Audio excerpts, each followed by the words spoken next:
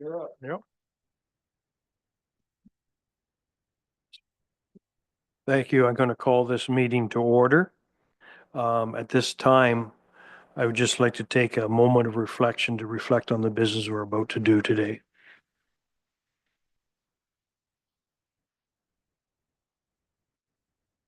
Thank you. Is there any disclosure of pecuniary interest and general nature thereof? Seeing none, Mr. Yurk. Thank you, Mr. Chair. Theoretically, it's probably not we are having a presentation by Meaford Culture Foundation today. A couple of us are on that committee, but it's not going to be any directions. I don't think it's going to be a problem, but just want to make sure clear that we do declare that we are both with that organization. Thank you. And you can declare at any time if it props up, you feel it necessary. Thank you. Now, public participation. Members of the public are encouraged to provide the committee with their comments and questions. Presentations must be prearranged with legislative services before the agenda is released. Members of the public who wish to make a deputation about a specific agenda item at the meeting must register in advance with legislative services by 4 p.m.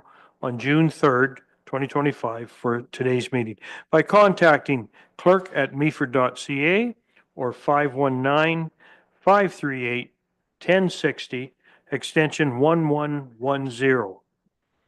Presentations are limited to 10 minutes and deputations are limited to 5 minutes. Do we have any presentations for today? Now, there is. Okay, we have are you here for the Culture Foundation, Dan? Okay, beautiful. I would much rather hear it from you than the other two. Thank you. Any deputations on agenda items? No? Approval of the minutes from the last meeting we had, which I think was February 5th. Everybody got a copy of them. Is there any inquiries or mistakes or updates to it? Seeing none, can I have a motion to accept the minutes? Angela? Nellie? Thank you. All in favor of accepting them into the, thank you. Now, items for information. We do have a Culture Foundation presentation, and I certainly look forward to it. Dan, please, you're up. We'll get the mic on for you.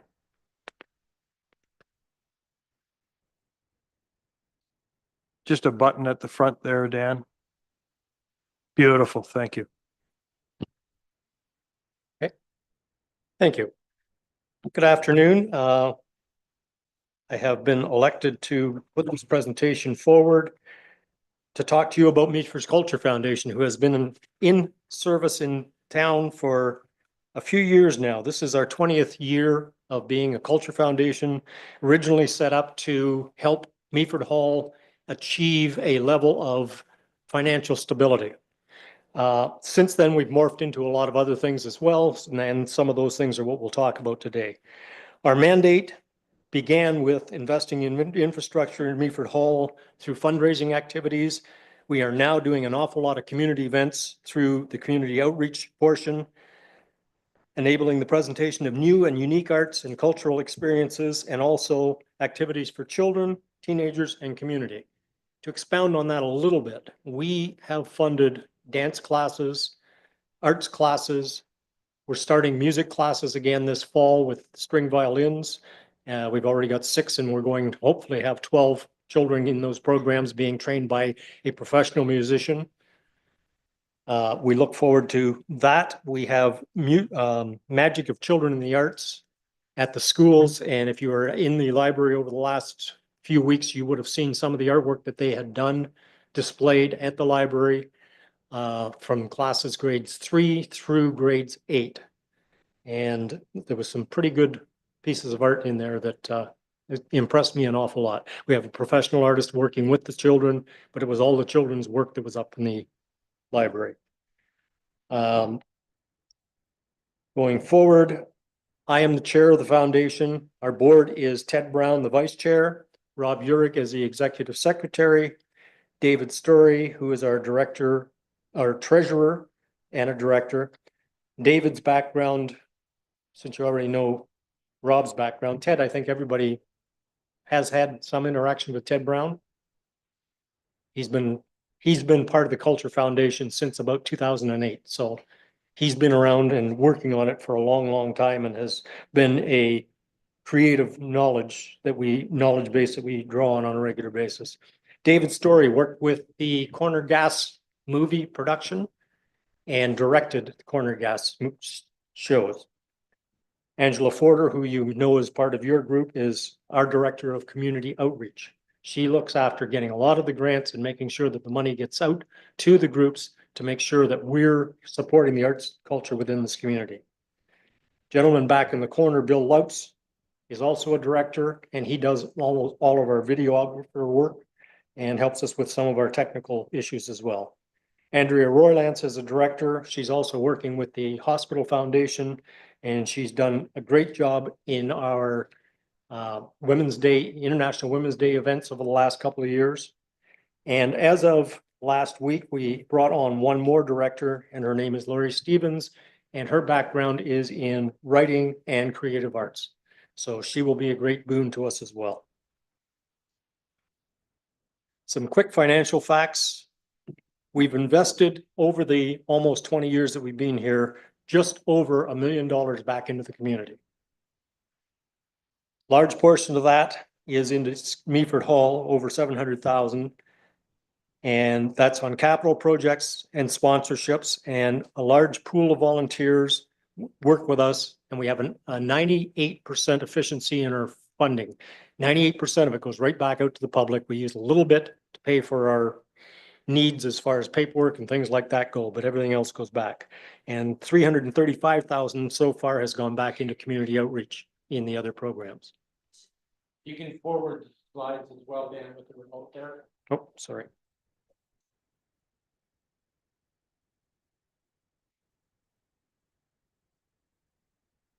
Okay. So how we're funded? We were funded through grants, sponsorships, and donations.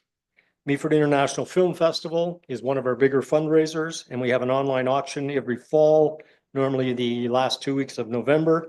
And our International Women's Day Luncheon has been a success, which has helped to put more money back in our coffers as well. The multiplier effect of the foundation. We bring people to town in a lot of different areas in a lot of different ways, and they spend money in town, which helps to create more economic opportunities. On our capital projects, one of the biggest ones we had was the balcony refurbishment of the hall. I think we put about $250,000 into the balcony refurbishment, which was the majority of the money that went into fixing that balcony up so that we could have more seating in the hall. In 2020, we approved $22,000 for a new screen, speaker system, and blackout curtains. In 2021, we approved $65,000. The slide's not quite up to date because we actually have completed the project on that. And it included a new projector, some more technical, which would be the hearing aid systems, and an LED exterior signage for the hall. Meaford Hall and MIF contribute to the growth of the municipality and its tax base because we increase business for local businesses. We get more out of town visitors. About 50% or more of our attendees at the film festival come from outside of this town. And we contribute to a vibrant downtown and entertainment center to attract new residents. We're constantly promoting arts and culture within this community. As far as community outreach, there's a whole list here. I'm not going to read through the list, but basically anything that's got anything to do with arts and culture within this community, we try to become part of. The Big Canoe Project, all the different pursuits programs, youth theater. We donated a stage to the municipality so that they could have a better stage for the community center. There's a lot of things that we do to try to increase the awareness of arts and culture within this community. And then our overall community impact, we provide hope and support for up and coming artists. During COVID, we actually supported some artists that might not have had money on the table because they couldn't perform. We give students the opportunity to pursue arts and education with both our music in the arts program and our violin program coming up. Improve mental health and create social opportunities for our community's youth. A lot of children get into the arts because it's something that they can relate to. If they don't have that opportunity, we can lose them. They become part of the problem in the society rather than being contributors. Bridging the gap between youth programs that have become inaccessible, we help support where the funds from the town have run out. We help support again to make sure that kids get to go to some of these programs. We make it possible for parents to send their children to art camps by reducing the fees and subsidizing them. We encourage talented artists in our community to realize their full potential, and we have given away 2 art scholarships for $1,000 each for children going into continuing arts. And we partner with events like Christmas on the Bay to drive tourism through arts and culture. We, through Rob's work, provide almost all the entertainment for that particular event. Community outreach overview. Just some of the things that we work on is the Pursuits Film Festival. We support it by giving them the money to put it on at Meaford Hall. Big Canoe Film Festival, again, we support them by giving them money to put that on. Sweetwater Music Festival, we've supported them. Canadian Big Band, Christmas on the Bay, Meaford's Dragon event, we contribute to them on an annual basis.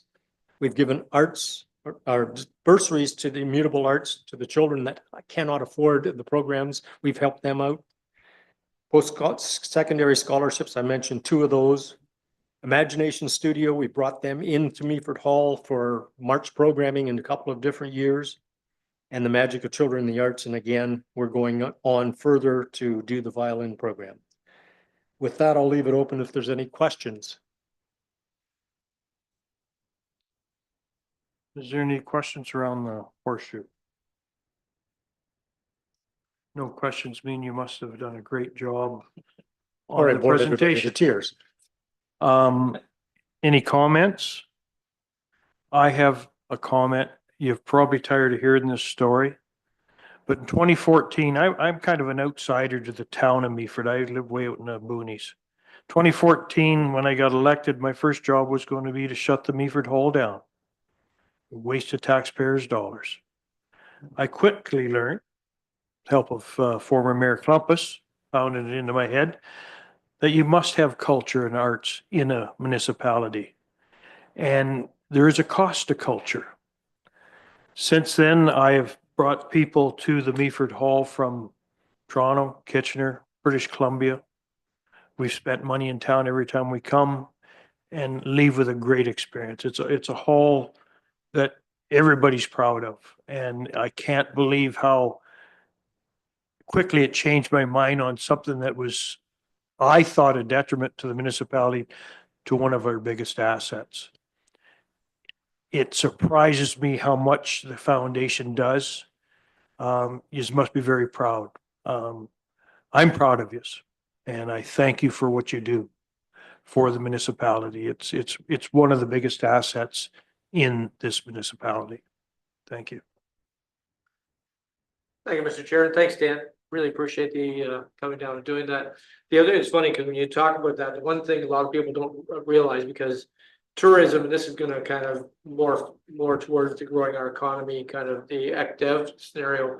But when tourists come to town, people don't realize that a regular tourist comes to an area, and on average, the governmental average is they spend normally it's about $250 in the community. So that's per visit.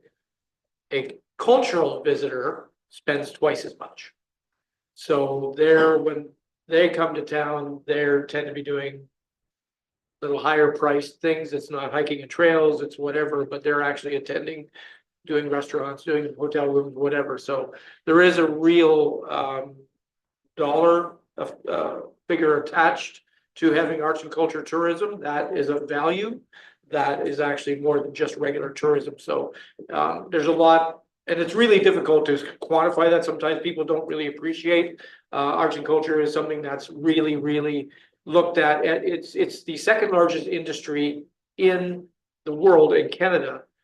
Yet people don't realize that how many billions are spent on it because it's all so trickle down and so small and parsed that it's not something like mining you can look at or it's whatever it is, but it's a huge part of everything that a community does. So it's a huge value. Yeah, and just to follow up on that, you just have to take a look at Taylor Swift tour and what it did to the economies every time she entered a country.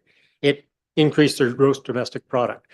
People come to town to see the shows at Meaford Hall. They spend money. They buy gas, they buy food, if sometimes take overnight accommodations. When they come to our film festival, the same overreach comes through. You get different things from culture than you do from almost any other type of tourism. Yes. So as someone who goes to a lot of concerts in a lot of different places, I'm always struck by how great the sound is in our music, in our theater. And I think that that's really strongly contributes to the how well it does. Recently, as well, at the Madison Violet concert, the way that the people that are presenting can interact with the crowd is just awesome because it's just so much more together and open and physically close, and they can see us. I remember Jan Arden saying, "Oh my God, I can see you," and she just loved it because then she could start interacting with us. And Madison Violet made the same commentary about how they've never been in a theater that was as entertaining for them as it was for the people that were attending. Yeah, and I've heard that from a lot of different artists. They love coming to Meaford because of the acoustics and because of the closeness of the audience to them. So kudos to that group. Thank you, Sonia, and thank you, Dan. Thank you. Please keep up the good work. We'll try. We'll go to B.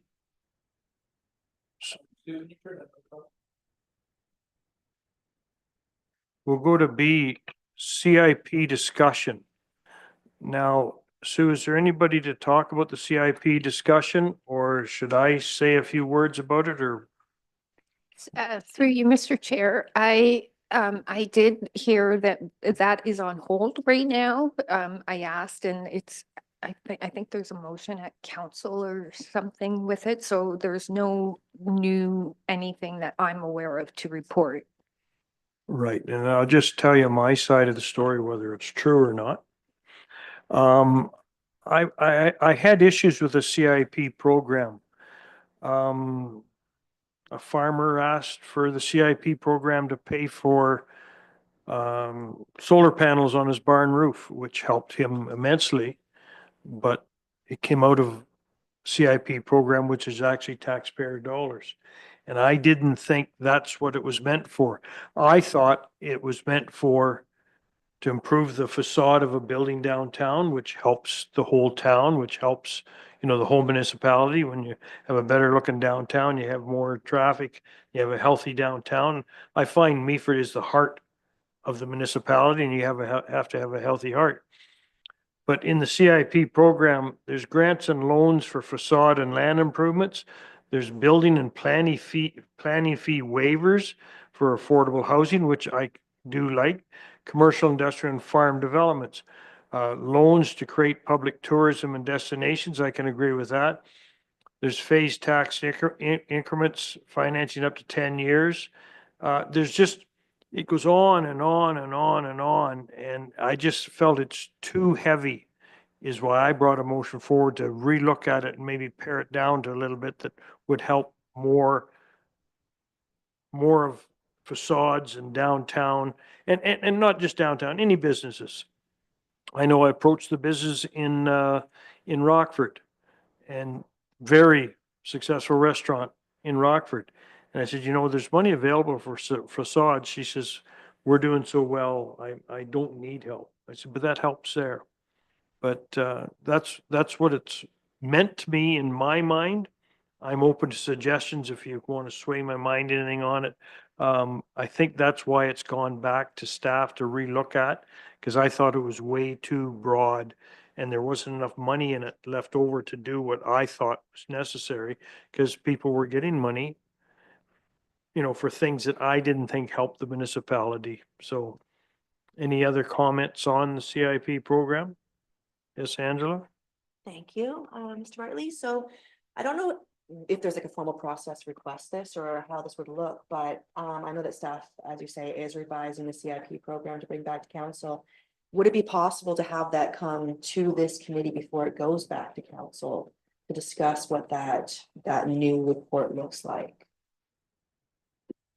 I would think so. Now, the whole CIP program is on the website. It's under Business and Development, Grants and Incentives.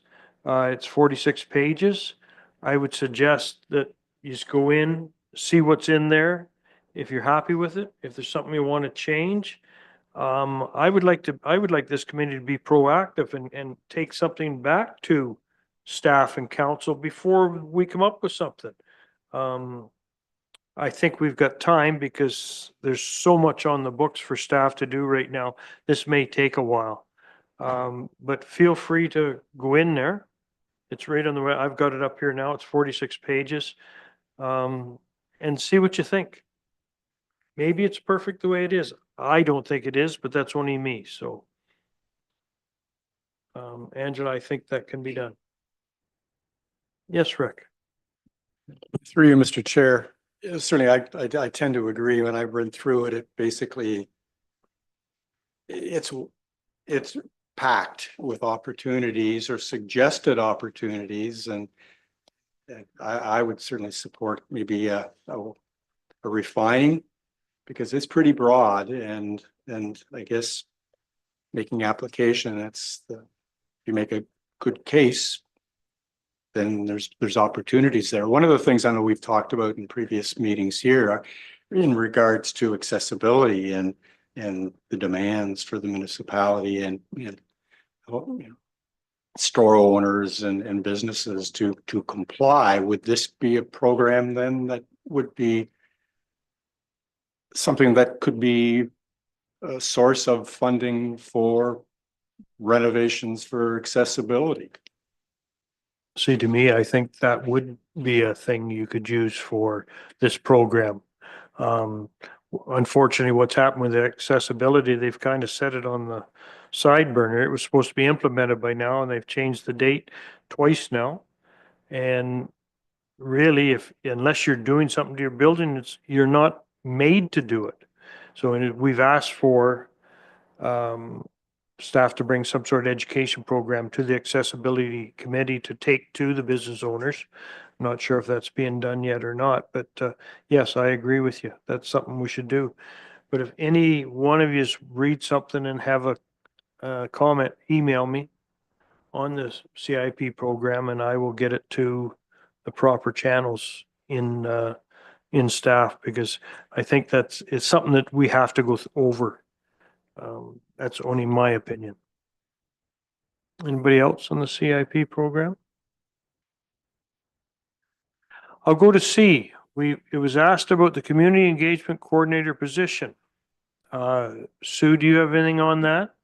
I don't have an update for that. I'm sorry. Okay. Please, Rob. Thank you, Mr. Chair. So the genesis of this was, and again, this is going to come from the Growing Our Economy Committee, and I always said there should be a lot of overlap between all the advisory committees in terms of some kind of a synchronicity to work together. But where I kind of fought for this, and I think council, when we looked at the budget originally, it wasn't going to be in the budget coming up, but there were some considerations that changed that. So we are fortunate enough now to have our new CAO, Sean Everett, and who's doing a great job. But part of his mandate was to, literally by contract, to engage in community engagement with the community. There was a lot of conversation during budget talks and from staff, rightfully so, that the way our staff was positioned in his position, ECDev has kind of been thrust into all the departments as opposed to having an ECDev department unto itself, which personally, I think that should be parsed out and it should be a separate entity that works with the others. This position ended up being created, well, it was already existed, we wanted it extended because two things, we have a small and medium business liaison person and we have a community engagement coordinator. Why that's important is, and again, so many of these people at this table and in the community, they do so much volunteer work in different organizations and committees. This person can be that liaison. What was happening in the past, anybody was, during the centennial year, the sesquicentennial year, we had over 75 events happen in this community, which is unbelievable. So much of that, when these bodies of groups are trying to do something, they're going to staff. And where do you go with staff to do that? And a lot of it was literally falling on senior management. And they're already busy enough that that should be kind of the last step for approval that it goes to. There should be kind of the worker bees below that to work in liaison. So that's what these two positions are, the community engagement, the small business liaison. Their main role is to, again, through growing our economy, a number of things we've requested through literally a recommendation to council. We need to update our ECDev strat plan. It's due this year. We need to look at a business retention and expansion plan. We want to do a community visioning plan so that we can actually define what the community wants as a whole and what directionality moving forward, as well as a voice in the TCE community benefits beyond just the Peace Act, but just from a community perspective. So just so that when you are all out there, be aware and make sure others are aware that there are people now on municipal staff who you can go to and can be your conduit to the rest of municipality so that you've got a starting point and then they can do the legwork to go to the proper department. If you're needing grants, you need permits, you need whatever, then that is kind of the conduit. And that's something that we've kind of had lacking for a long time. And that's now been put into place, and we'll see next term's coming up and next budget will be coming up where that position is eventually going to go, because I think Sean's going to do a little restructuring, the CAO, but for now we have that in place, and I think that will be advantageous to everybody that works in the community at a lot of different levels. Thank you. Angela. Thank you, Mr. Chair, and through you. I just wanted to add on a little bit to what Councillor Uhrig was saying. For anyone who is interested in putting together an event or initiative in the community. So there's two larger events that I do throughout the year, the Meaford Pet Expo and the Georgia Bay Fan Con. And we contacted this person initially when we started doing our planning for the year, and the person that's currently in this position has been a rock star. So checklists, permits, background research. She's been doing all of that stuff to help us to make sure that we have the right information that we need and that we're going about things, following the correct procedures, following the bylaws. All that stuff has been immensely helpful. As someone who it's not my job to do those types of things, having someone who really knows the ins and outs that can help you it's made it a really much more enjoyable experience planning an event than planning an event normally is. So definitely relieved a lot of that stress for us. So just a fantastic position and just really a workhorse position for events in our community. Thank you. Any other comments on the position? Okay. Oh, yes, Rick. This position, how do community groups know that this position is there and available as a resource for them? Rob? Thank you, Mr. Chair. So now, in the past, if you had approached the municipality and whenever you needed permits, permissions, whatever it might be, that would have been parsed through a potential number of different avenues, whereas now you would be funneled kind of to that. The other thing is that these two individuals are being very proactive. In the past, from municipal staff perspective, when it came to events and that kind of things, was also fairly reactive. So it was always a matter of reacting to whatever was going to come. This position, both these positions have been very outward in terms of actually contacting the businesses, from the small business liaison position. From the other, she actually goes out and reaches out to the various volunteer groups and asks literally, like, how can we help? I would personally like to see this grow into something that's even a little bit more structured and larger. So for those that remember, when COVID happened in 2020, there was a task force struck. The municipality was involved. There was a number of private individuals that were on that committee. I was on chamber at that time, and I sat on that. And we had two really good meetings that actually got every volunteer organization in the community was invited to that. And it became more of a think tank, and you talked about how you could cross promote, you could talk about how you could help each other, you could talk about volunteer sharing, you could talk about just awareness and all that kind of thing. I would love to see the municipality get to a point where it could be really heavily involved with that and kind of a bit of a leadership or mentorship role on that. But we have Sean, again, our CAO, who came from Blue Mountains, had a recent conversation with her. He said coming here was quite eye-opening. So we, as a community, we look at places like Blue Mountains and we go, oh, Blue Mountains, man, they've got it made. They do so much over there. Blue Mountains, he said, they only have 2 or 3 groups that actually do any events over there. So much is structured from the mountain and from so many things. They don't do a lot of events over there. He said, I came here. Sean said, he came here and was absolutely blown away by the amount of volunteer organizations we have, the amount of volunteers we have, the amount of events that go on. And he just said, well, that we should have support mechanisms in place to try and help that. So again, to your long-winded way of getting to that point is, yeah, we need to make sure that people are aware of that position, but also it's their job to also make everybody kind of aware that they're there. They already reach out to Christmas on the Bay. Sure, they've reached out to Rotary. They've reached out to a lot of different organizations to say, how can I help you when you're doing Summerfest, when you're doing your event, Scarecrow, what can we do to help you? So it should be symbiotic. They should be helping each other. And I would think once it gets up and running 100%, there'll be lots of social media on how to get a hold of this person and do what. It'll be on the website. They're doing a great job on the social media, and that's where you'll find that going forward. That was a position I hemmed and hawed about. I see the validity in it 100% going forward. So that would be C. We're going to go to D. Now, do we have an update on the splash pad? I know we have hiccups on the splash pad, but is there any update?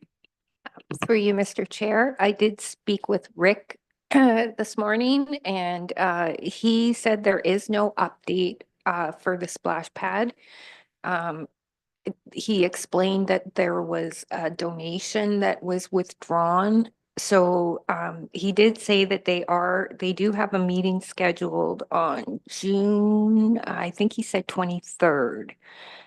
So maybe after that, we might have a little bit more.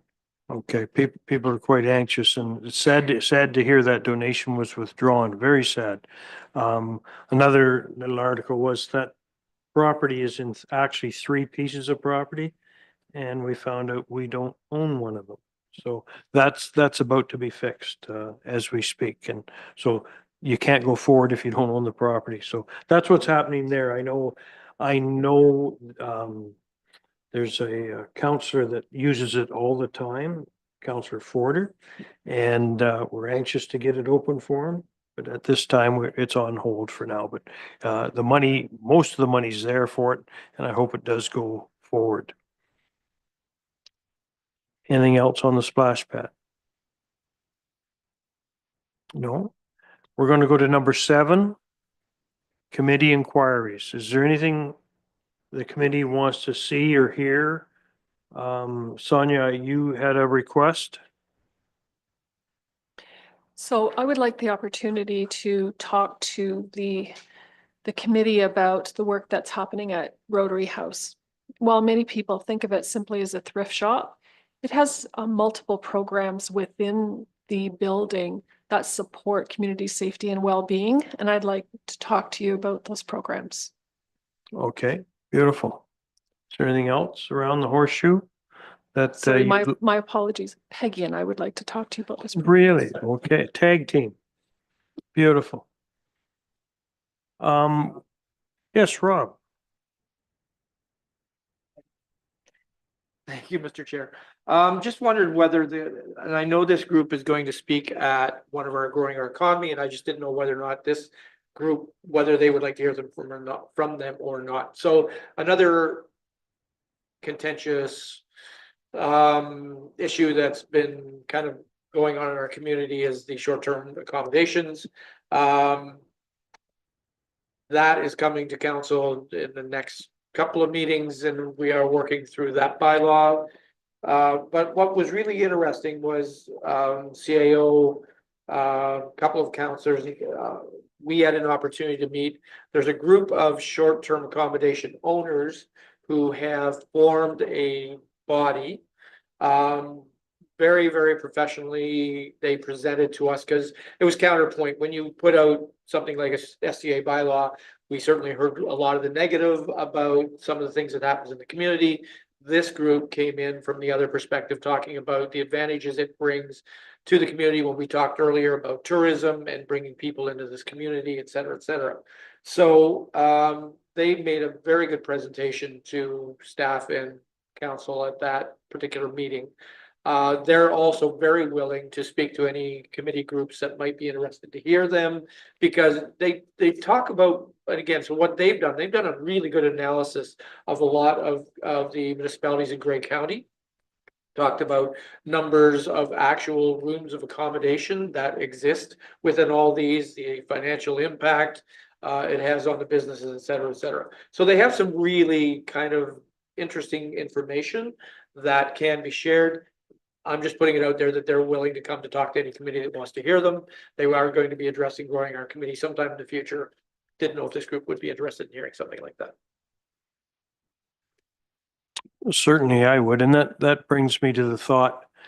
A few years back when we sat on a committee, the staff would bring us something they're working on to these committees, and we could have a look at it before it went to council, and we could give our recommendation to council. You know, we put these groups together because in this municipality, there's hundreds and hundreds of very intelligent people that want to help the municipality. And so we've formed all these groups with people like yourselves, and thank you for joining, and to get their ideas so that when something's brought to council, we're not just making, 7 people making the decision. We want input from the greater people at large. So we're kind of discussing these, doing a different way where staff would bring this committee something on maybe STRs before it went to council, and we could give our opinion to council. So I hope that's the way it works. I hope that's the way it goes. I personally would like to hear from that group. I will put that down. I really like the idea of, getting something that's going to go to council, and we give our stamp of approval or turn it down, and council will know how other people feel about it, not just their own ideas. And I want that. That's the reason I agreed to some of these meetings, is because there's so much intelligence out there and I want to tap in on it. Yes, Rick. Through you, Mr. Chair. In my previous life, when I actually got a paycheck once in a while, we had a requirement with staff reports going to council that embedded right in the format of that report was a section referred to as stakeholder consultation. And you pretty well had to ensure that if there was anybody that needed to be connected or contacted regarding that particular matter that report was covering, that basically that connection was made and that opportunity was given for them to provide input, whether that be a council appointed committee, whether that be a community group or, a private citizen, depending on whatever impact. So, and it's certainly almost forced staff to ensure that they had consulted with anybody that could have very well been impacted or had some input into that particular item. And I thought that was, it worked well. It certainly was another step, but it ensured that connection had been made. Those people were kind of sourced out prior to any information being brought forward to council for discussion. Yeah, and I agree, and that's the way I think it should roll, and I hope that's the direction we're going. Yes, Angela. Thank you, Mr. Chair, and through you. I would like to see, and I know I've requested this before, an update or a presentation from Joan Corbett, who is the new president of the Meaford 55+ Club. So I think that's a key piece to the well-being of our community, is that seniors social piece, and I'd love to learn more about what they're doing. Okay, wrote that down. Well, I'll take that to the next agenda setting meeting with, is there anybody who would like to join me on that next meeting? It'll be a month or so from now. Okay, anybody else? Sonia, you would, okay. I get to take one each time, and I will try to give you some notice when that happens. Yes, Rob. Thank you, Mr. Chair. One more thing I want to just kind of mention, and it just less an inquiry, a little bit more of an information as well, but it's probably germane to this committee. And again, this is from a staff perspective, hopefully something that, again, is going to be coming to council, but something this group would probably be interested in looking at as well, is you've probably heard there has been conversations about revisiting the BIA in Meaford. So that's an interesting conversation that is getting some traction. There's been a survey that's went out to a lot of the businesses, and again, our small business liaison person's been out kind of talking to business owners about this. There does seem to be some interest in this. So once again, that's something that's going to be coming to a council meeting in the future that this body might want to be interested in looking at as well, because that is hugely impactful. The differential in this one is going to be, rather in the past, we were always very limited geographically with that. It was a very small downtown core, and that was a bit problematic because it was, well, very limited in the number of participants, A, for funding, B, that were maybe interested in being on that committee.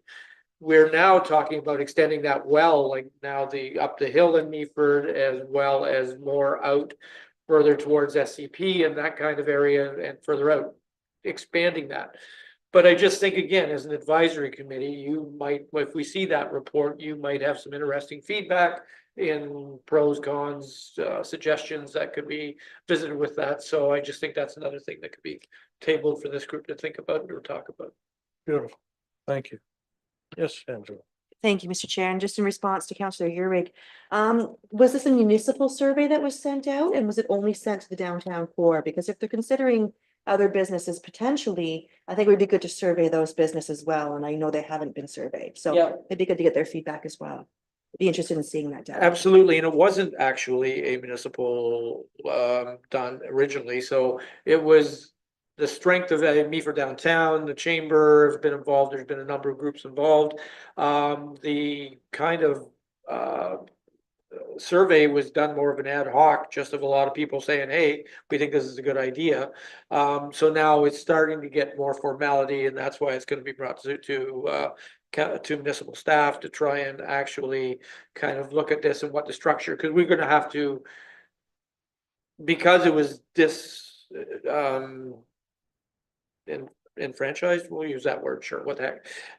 In the past, it's going to have to be reintroduced. there's already also about $60,000 that are sitting there that were BI funds from the past. So there might even be some seed money to help start this. That's gonna have to be viewed how that's kind of brought in. So there's a lot of parts into this, but yeah, there would have to be a little bit more formal discussion with the business community and boundaries, et cetera, et cetera. But again, I just think that groups like this might have some good input and some perspective on that as well. Thank you.